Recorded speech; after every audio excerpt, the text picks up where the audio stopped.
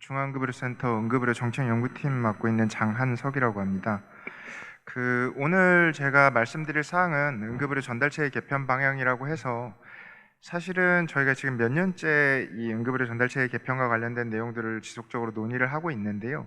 오늘 발표드릴 내용은 저희가 올해 6월까지 이제 관련된 연구 용역을 시행을 했습니다. 보건복지부 위탁으로 중앙응급의료센터가 수행을 했고 그것과 관련해서 전달체의 개편 방향에 대해서 간략하게 말씀을 드리고 관련된 해외 사례 그리고 이제 충청권의 이제 응급의료 데이터를 잠깐 보여드리고 마무리 짓는 식으로 진행을 하도록 하겠습니다.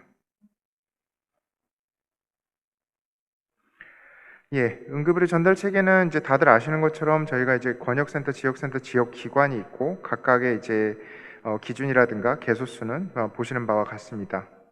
죄송합니다. 이제 제가 참고로 좀 말씀드리면 제가 오늘 그 PPT가 조금 분량이 많아서 조금 빠르게 진행을 할 텐데요.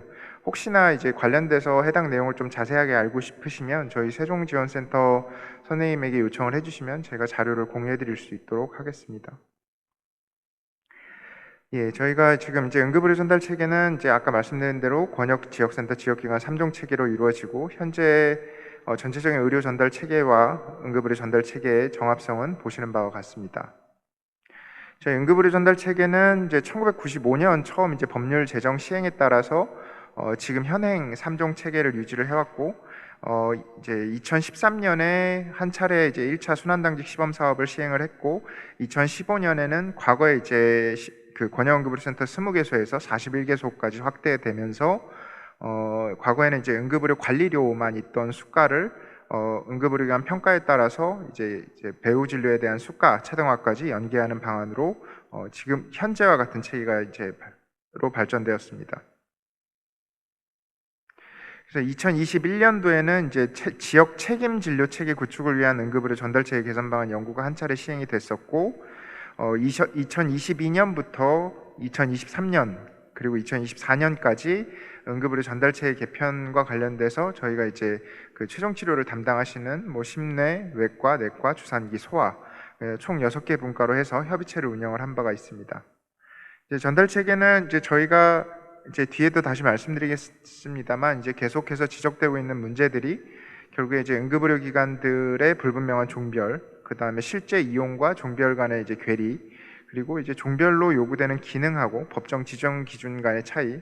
여기서 이제 법정 지정 기준이라고 하는 거는 지금까지는 사실 인프라 중심으로 지정을 해오고 그거와 관련돼서 평가를 지속적으로 시행을 해왔기 때문에 사실은 이제 기능적인 측면하고는 약간 거리가 있었다고 볼 수 있습니다.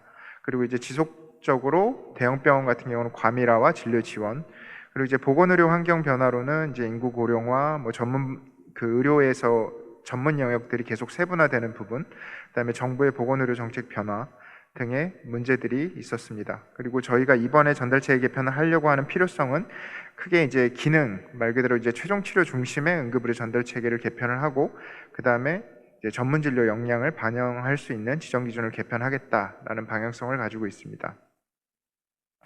앞서서 아마 오전부터 계속 데이터는 많이 보셨을 테니까 좀 간략하게 보여드리고 넘어가면 이제 다들 아시는 것처럼 소아는 지속적으로 감소를 하고 있고 노인 65세 이상의 고령 비율은 계속해서 증가를 하고 있는 상황입니다. 중증도별로는 이제 과거 2020년도까지는 케이타스 4등급이 가장 많았고 2021년도부터는 케이타스 3등급 비율이 가장 큰 것으로 나타나고 있습니다. 그리고 이제 연도별로 응급실 이용 환자 중에 경증 환자 비율이 이제 가장 높은 것으로 확인이 되고 있고 중증 환자 비율은 비슷한 수준으로 유지됨을 볼 수 있었습니다. 이거는 2023년과 2024년 상반기까지의 자료인데 보시는 것처럼 이제 지금 이제 그 비상진료 상황에서 전체적으로 내원 환자 수는 규모가 이제 많이 줄긴 했는데요. 물론 이제 상반기 데이터긴 합니다만 보시는 것처럼 레벨 1, 2의 환자의 숫자나 비율은 비슷하게 유지되는 것으로 볼 수 있습니다. 그래서 이제 저희가 이제 앞서서 말씀드렸던 현황, 그러니까 문제점에 대해서 조금 말씀드리면 저희가 이제 응급의료기관 종별에서 가장 상위 종별이라고 얘기하는 권역응급의료센터에서도 경증 환자의 비율이 38.2%로 사실상 이제 저희가 종별로 지향하는 기능과 실제 이용 간의 괴리는 일부 발생을 하는 것으로 볼 수 있고요. 119 내원 환자 역시 권역응급의료 센터로 내원하는 경증 환자의 비율이 전체 권역응급의료 센터 내원 환자의 20%를 상회하는 수준으로 역시 여기서도 이제 중증도에 맞는 적정 이용이 일부 이제 결여되고 있는 것으로 확인할 수 있습니다. 예, 저희가 이제 전달체계 개편을 연구를 하면서 크게 이제 해외 사례는 세 가지를 봤었는데요. 일본, 영국, 미국 세 가지 사례로 봤습니다. 일본은 저희랑 이제 약간 비슷한 체계이긴 하나 이제 구급 의료 체계가 이제 초기, 2차, 3차로 구분이 되고 초기는 걸어서 이용할 수 있는 야간 및 휴일의 외래 진료 개념이고 2차는 입원 치료를 담당하는 곳, 3차는 이제 긴급성이나 전문성이 좀 더 높은 중증 응급 환자의 최종 치료를 담당하는 곳이라고 볼 수 있습니다.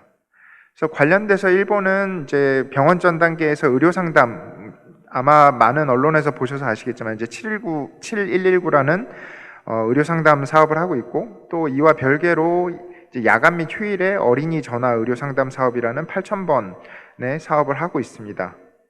그리고 이제 야간 및 휴일에 경증으로 응급실을 이용하는 경우에는 시관의 선정 요양비를 부과를 하고 있는데 이거는 이제 그 일본의 지역별로 약간씩은 차이가 있으나 대략 한 12만 원에서 13만 원 정도의 수준으로 확인을 할 수 있었습니다.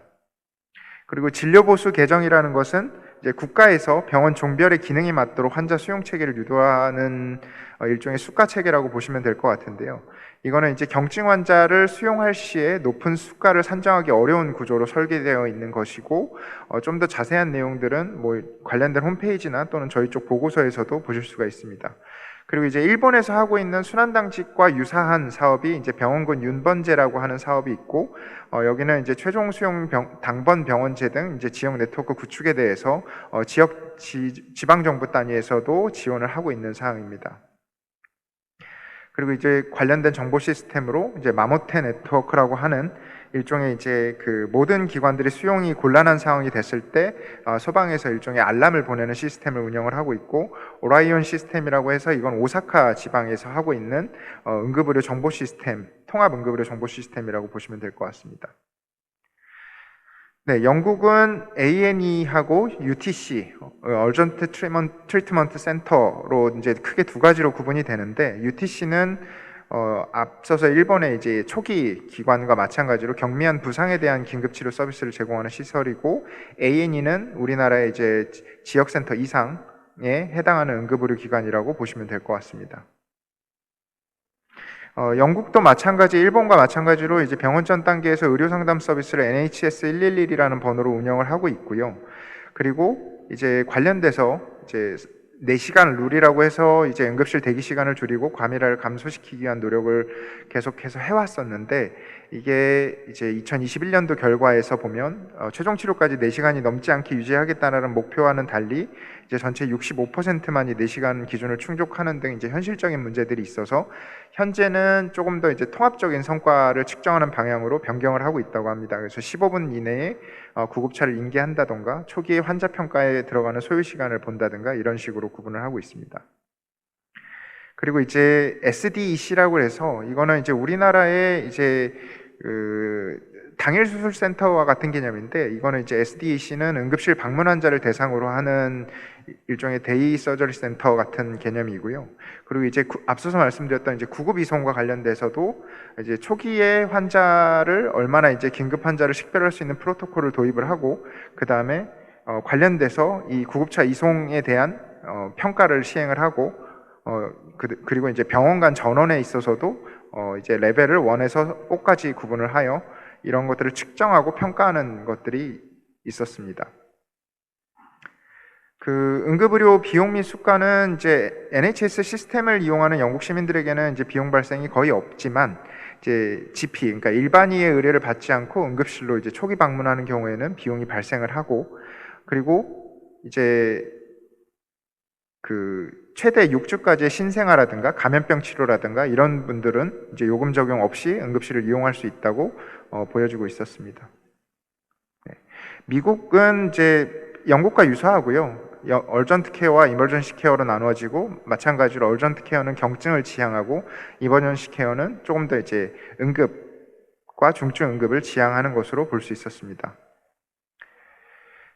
네, 미국은 이제 전국 워낙 이제 지역이 넓고 그다음에 전체 응급의료기관들에 대한 사실상 관리 체계는 없다고 봐야 하지만 이제 지역 단위로 이제 전국 EMS 품질 연합이라는 것을 두고 2020년도에 56개 주 중에 이제 54개 주를 포함하여 이제 국가 응급의료 서비스 평가 보고서를 발간을 했고, 그 보고서에 보시면 정보 시스템이라든가 응급 상황 대응, 환자 및 진료 체계, 그다음에 주별로 응급의료 펀드를 얼마나 구축해서 운영을 하고 있는지, 그다음에 각 단계별로도 어떤 프로그램을 운영을 하고 있고 어떤 것들이 실제로 개선이 되고 있는지들을 평가하여 이제 보고서를 공개하고 있습니다. 그냥 구글에서 검색해도 나오는 보고서입니다. 그러니까 응급의료 비용 및 수가도 이제 거의 유사하다고 보시면 될 것 같고요. 이제 미국의 응급실 비용은 일반적으로 이제 중증도 분류에 대한 수수료, 응급실 수수료, 전문의 진찰료, 그다음에 이제 관련된 소모품비 이런 식으로 청구가 되고 있고, 평균적으로 얼전트 케어의 비용은 100에서 200달러 정도의 수준, 그다음에 ER 방문 시에는 1200에서 1300달러 수준의 그 요금이 발생하는 것으로 나타났습니다. 이제 관련돼서 시사점을 보시면 저희가 앞서서 일본, 미국, 영국 모두 다 이제 초기 2차, 3차 또는 얼전트 케어, 이머전시 케어 이런 식으로 우리나라는 일종의 이제 지역 권역의 일종의 이제 그 캐치먼트 에어리아를 기준으로 하는 전달 체계를 가지고 있다고 하면 미국이나 영국이나 일본 같은 경우는 조금 더 이제 진료 역량에 따른 전달 체계를 규정을 하고 있는 것으로 보여지고 있고요. 그 다음에 기관 종별에 따라서 목적이나 진료 역량에 대한 명확하게 중증 응급 환자들은 뭐 예를 들어서 2차, 3차 기관에서는 어떤 질환들의 환자를 진료 가능해야 된다라는 식으로 명시를 하고 있었습니다. 아마 앞서서 충청권 응급의료 현황은 많이 보셔서 조금 간단하게 넘어가도 될 것 같은데요. 일단 충청권 응급의료 기관 현황은 이제 보시는 음영의 표시와 같고요. 그다음에 응급실의 내원 환자 현황을 조금 보면 일단 전국 평균과 조금 비교를 해봤을 때 특이한 점으로는 일단 대전과 충북에서는 일단 65세 이상의 환자가 많은 것으로 나타났고, 세종과 충남 지역에서는 소아 환자의 비율이 조금 더 높은 것으로 나타났습니다. 중증도 현황은 보시는 바와 같고요. 다만 이제 대전에서 조금 이제 전국 평균과도 비교했을 때도 이제 중증 응급 환자의 비율이 조금 더 다소 높은 것으로 보여지고 있었습니다. 이거는 이제 응급실 소재지 기준으로 내원한 현황을 2023년도와 2024년도를 봤을 때 이제 보시면 이제 제가 짙게 명암을 표시해 놓은 것들이 그러니까 대전에 소재를 하신 지역 주민들이 대전 지역의 응급의료 기관을 이용한 비율이 74.7%다라고 보시면 될 것 같은데요. 23년도와 24년도를 비교를 해봤을 때는 전에 비해서 다소 이제 지역 주민들의 자체 지역 내의 응급의료 이용률이 다소 떨어지는 것으로 나타나고 있습니다. 이거는 이제 정확하게 해석을 하기는 어렵지만 어쨌든 지역 내에서 응급의료 이용을 하는 것이 아니라 조금 더 이제 지역 외로 유출되는 비율이 조금 더 늘어났다고 보시면 될 것 같습니다. 이거는 이제 중증 응급질환 내원 현황 보고서 2022년도 기준으로 본 거고요. 중증 응급 환자의 전원율을 전국으로 비교를 했을 때 여기서 이제 중증 응급 환자라고 하는 거는 저희가 이제 응급의료기관 평가 등에서 사용하고 있는 중증 응급 질환입니다. 그래서 중증 응급 환자 전원율이 높은 지역에 이제 충남 지역이 포함이 되는 것으로 나타났고요. 그다음에 질환별로는 저희가 이제 모든 질환을 다 보여주진 못하고 있습니다만 특이하게 이제 기관지 출혈 이물질에서 이제 충북 지역이 전국 평균보다는 조금 낮은 것으로 보여지고 있습니다. 예, 이거는 저희가 이제 동일 작년도 2월부터 7월 그리고 올해 2월부터 7월까지 동일 기간을 비교한 표이고요. 보시면 이제 내원 후 퇴회실까지의 소요 시간은 전국이 다 감소를 했고 충청권의 지역, 대전, 세종 포함해서 충청권 모든 지역 또한 감소를 한 것으로 나타나고 있습니다. 다만 이제 발병 후 내원까지의 소요 시간이 이제 작년도 비해서 이제 전국 평균은 다소 감소한 것으로 나타나고 있는데 이제 대전과 세종, 충청 지역에서는 일부 이제 발병부터 내원까지 소요 시간이 일부 증가하는 것으로 나타났습니다. 28개 중증 응급질환 마찬가지고요. 예, 그리고 이제 다시 돌아와서 저희가 전달체의 개편 방향에 대해서 다시 말씀을 드리자면 저희가 이제 계속해서 전달체의 개편에서 중점적으로 두고 있는 사항은 이제 중증 응급 질환을 어떻게 응급의료기관 기능과 결부시키느냐였습니다. 사실 이제 지금까지 응급의료기관의 지정 기준은 거의 이제 하드웨어나 인프라 중심으로 이루어졌고, 응급의료기관 평가에서 뭐 최종치료 제공이라든가 이런 것들을 보고 있었지만, 이제 그 기능을 가지고 응급실을 지정한다거나 응급실을 평가하는 부분이 다소 부족하다라고 저희도 생각을 했었고, 그래서 이제 중증 응급 질환을 가지고 저희가 이제 최상위 종별, 지금 현행 기준으로 봤을 때 권역응급의료센터가 어떤 질환까지에 대한 최종 치료를 제공해야 된다라는 기준을 삼기 위해서 분석을 했었었고요. 저희가 이제 28개 중증 응급질환 기준으로 이제 했을 때 중증도와 빈도를 가지고, 발생 빈도와 이제 중증도를 가지고 이제 질환별로 구분을 해놓은 표고요. 보시면 이제 중증도가 높고 빈도도 높은 질환이 소생술후 상태부터 뇌실질 출혈까지라고 보시면 될 것 같고요. 그 다음에 중증도는 높으나 빈도가 낮은 질환은 대동맥박리부터 DIC까지라고 보시면 될 것 같습니다. 그리고 이제 다른 방법 하나로는 이제 응급의료센터급 이상을 대상으로 저희가 설문조사를 한 차례를 시행을 했고, 이제 질환별로 이제 최종 치료가 가능하다라고 응답한 의료기관 비율과 그 다음에 이제 질환별로 전문의 수를 가지고 저희가 어떤 질환에 대해서는 권역응급의료센터가 타겟으로 해야 된다라는 식으로 저희가 이제 분석을 한 내용들이었고요. 그래서 대상 설문조사 결과를 보시면 최종 치료 기간 가능한 기관 수가 적고 가능한 전문의 수도 적은 질환은 중증 외상부터 안과적 응급까지로 나타났고, 이제 전문의 수는 많은데 가능한 기관이 적은 질환, 저희가 이제 쉽게 생각할 때 특정 기관으로 전문의가 쏠려 있다라고 생각하는 질환들은 뭐 상과 응급부터 중증 화상까지로 나타났습니다. 이제 지역 네트워크 사업, 앞서서 이제 서정호 교수님께서도 말씀해 주셨던 이제 순환당직 사업인데요. 사실 지금 시행되는 순환당직 사업은 저희가 이제 지금 현행 비상진료 상황에서 이제 최종 치료가 이루어지기 어려운 질환들을 일부 선정을 해서 이제 단기간에 운영하는 사업이고, 이를 이제 나중에는 이제 정규 사업으로 이제 지속적으로 운영을 할 예정입니다만, 이제 지적해 주시는 질환이라든가 뭐 처치 코드라든가 이런 것들은 조금 더 이제 정규 사업으로 반영을 할 때는 조금 더 고민을 하도록 하겠습니다. 그래서 지금까지 사실 저희가 2013년부터 23년까지 약 10년 동안 1차 시범 사업을 운영을 했을 때는 이제 과거 사업은 사실 이제 그 사례당 수당을 지원하는 식으로 운영이 됐었습니다. 근데 이제 질환별로 전반적으로 개선이 된다라고는 볼 수 있는데, 물론 이 사업의 성과다라고 명확하게 말씀드리긴 어렵습니다만, 이제 대동맥박리나 기관지 출혈 이물질, 앞서서 말씀드렸던 말 그대로 이제 빈도는 낮으나 응급처치 수술이 이제 최종 치료가 가능한 기관 수가 적은 질환들에서는 일부 이제 개선이 미비한 것으로 나타났습니다. 네, 그래서 이제 저희가 생각하는 순환당직의 이제 개선 방향으로는 이제 앞서 말씀드린 것처럼 현재까지 이제 과거 사업에서는 수당을 지급하는 형태로 이루어졌다면, 향후에는 이제 조금 더 이제 최종 치료를 상시 기능을 유지할 경우에는 당직에 대한 수당을 지원하는 방식으로 사업을 운영을 하고 있고, 현행 사업이 그런 형태로 운영이 되고 있고, 앞으로도 조금 더 이제 고민을 해서 사업을 좀 보완할 수 있도록 하겠습니다. 이 사업은 앞서서 말씀드린 대로 일본의 사업과 유사한 형태라고 보시면 될 것 같습니다. 네, 그래서 이제 전달체의 개편 방향은 이제 이런 표는 아마 다른 이제 복지부 기본계획에서도 보셨을 것 같은데요.